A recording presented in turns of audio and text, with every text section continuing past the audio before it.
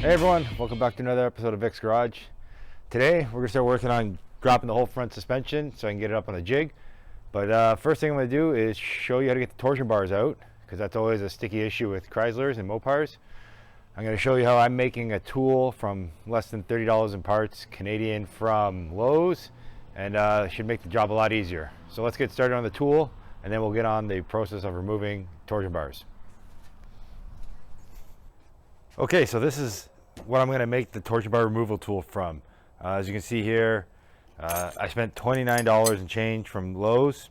Got two U-clamps, a piece of 1/4 inch stock, and that's it. I'm going to make the tool out of this. I'll show you the process, and we'll get at it.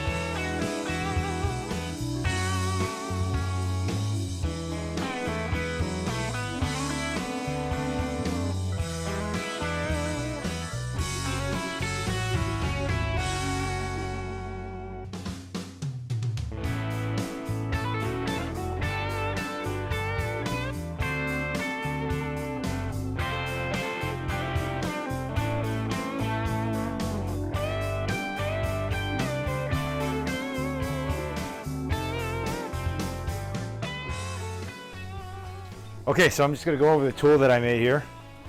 So basically, how this is going to work. Take two. All right, so here's the tool we made. Essentially how this thing's going to work. is I'm going to take these U-bolts. It's going to clamp over the torsion bar. The torsion bar is going to go in the middle, and then I have a surface here on the front where I can strike with a hammer and bang the torsion bars back towards that rear cross member so they can come out from the K-frame. The tool itself is pretty straightforward. The flat plate with the holes for the clamps, strike surface on the front, and then I just put these little reinforcements that had a little bit more strength when I was banging against it with a hammer. Everything I grinded off, I smoothed it down, no rough edges, because you don't want to nick or gouge, damage your torsion bars. So we're going to see how this works, see if it gets them out without damaging it.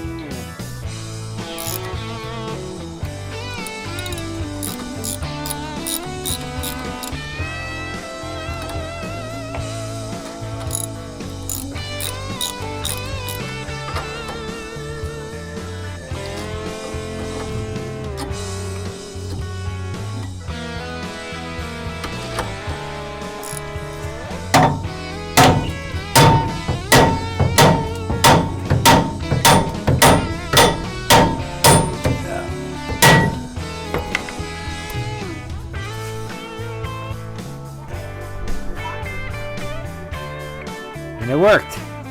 All right, guys, that's how you remove your torsion bars from your Mopar K-frame. The process was pretty straightforward, actually. I was a little more worried it was gonna be harder than that. But just remember, if you're gonna reuse your torsion bars or you're gonna put new torsion bars on, you need the same rabbet height. Count the revolutions when you're turning the bolt on the lower control arm. That'll get you in the ballpark, and then you can adjust it from there. As regards to the tool that I made, worked really well, and it's pretty simple. The only issue I ran into was the U-bolts. The threads didn't go high enough on it, so I had to get washers because I ran out of thread. I couldn't tighten it and clamp it down. But once you clamped it down, a few taps with the hammer and they popped right out. It worked really well. So any basic design like this, if you don't have a welder, you could probably do this without one as well. As long as you can drill the holes, you could probably heat up the metal and bend it, but I didn't buy a long enough stock that would have made it easy to bend, so I just chose to cut it and weld it. But just basically a flat surface on the top, clean it up so there's no rough edges, a couple holes for the U-bolts, and then just hammer away. And that's that. It's a pretty straightforward tool, and the whole thing all in was about $30 for me to make it. And that's it. If you have any questions, as always, leave it in the comment section. Hit the like, subscribe button, helps a lot, and I'll see you in the next video. Take it easy.